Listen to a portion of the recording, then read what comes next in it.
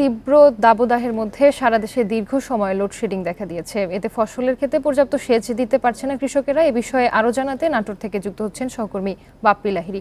বাপ্পি, নাটোরের কৃষিতে লোডশেডিং এর কি প্রভাব পড়ছে আর কৃষকেরা এই পরিস্থিতি কিভাবে মোকাবিলা করছেন?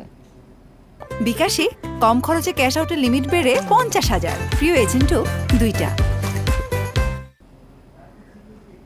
আমাদের কিন্তু কৃষকরা এখন বড় বড় একটি লোকসানের মাঝে পড়েছে বলে আমাদেরকে জানাচ্ছেন যে আসলে এই মুহূর্তে ধানের যে অবস্থা রয়েছে তাতে যদি পর্যাপ্ত পরিমাণে পানি দিতে না পারে তাহলে ধানের ফলন প্রায় অর্ধেকে নেমে আসবে, এরকম একটা আশঙ্কা করছেন কৃষকেরা। কারণ এখন ধানের জমিতে যে পরিমাণে পানির চাহিদা সেই পরিমাণে পানি আসলে তারা দিতে পারছেন না, কোনোভাবে না পাচ্ছেন যে মেশিন দিয়ে শ্যালো মেশিন দিয়ে পানি তুলে তারা জমিতে দিতে না পাচ্ছেন, ডিপের কোনো মেশিন দিয়ে জমিতে পানি দিতে। আসলে সবচেয়ে বড় সমস্যা হচ্ছে যে এখন বিদ্যুৎ না থাকায় তারা আসলে পর্যাপ্ত পানি কিন্তু তারা জমিতে দিতে পারছেন না। আমি যদি এখন দেখাই যে আমার এই পাশে মানে গোটা বিলটাতে এখন যে পরিমাণে ধান রয়েছে এবং ধানের বর্তমান যে পরিস্থিতি রয়েছে এই পরিস্থিতিতে এখন কিন্তু আসলে পর্যাপ্ত পানি প্রয়োজন বলে এখানকার কৃষকরা আমাদেরকে জানাচ্ছেন। আসলে কিন্তু সেই পরিমাণে তারা লোডশেডিং এর কারণে শুধুমাত্র এই পরিমাণে পানি তারা পাচ্ছে না। এখন ধান অনেক ধানের জমিতে আমাকে কৃষকরা বলছেন যে ধান কিন্তু চিটে হয়ে যাওয়ার একটা মানে আভাস তারা দেখতে পাচ্ছেন জমিতে।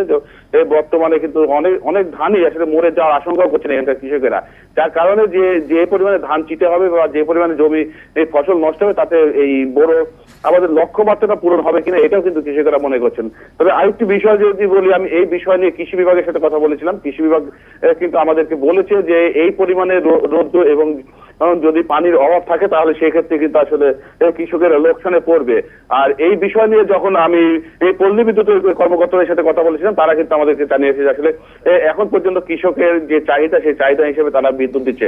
আসলে পল্লী বিদ্যুৎ এবং কৃষি বিভাগ সাধারণ যে কৃষক রয়েছে তাদের কিন্তু আসলে মতামত তিন রকম হচ্ছে, যার কারণে কৃষকেরা তাদের কথার সঠিকভাবে যে তাদের প্রয়োজন সেই প্রয়োজনটা তাদের কাছে পৌঁছাতে পারছেন না বলে এখানকার কৃষকেরা মনে করছে যে তাদের এই বিষয়টি সঠিক একটা নজর দেওয়া প্রয়োজন।